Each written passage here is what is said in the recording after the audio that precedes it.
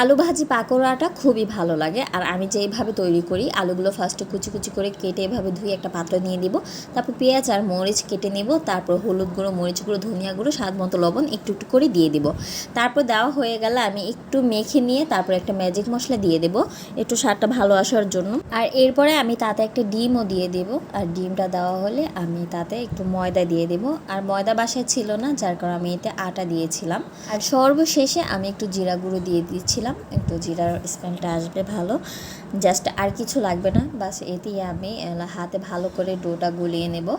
ডোটা একটু পাতলা পাতলা রাখবো, কারণ আমি এতটা ডুবো তেলে ভাজবো না, আমি পাতলা পাতলা করে ভাজবো পেঁয়াজুর মতো সাইজ করে। এই জন্য আমি গুলিয়ে নিলাম। আর একটা চামচ দিয়ে নিয়েছি, চামচ দিয়ে দিয়ে ভাজবো। এই তো দেখেন আমি অল্প একটু তেলে নিয়ে ভাজতে শুরু করলাম।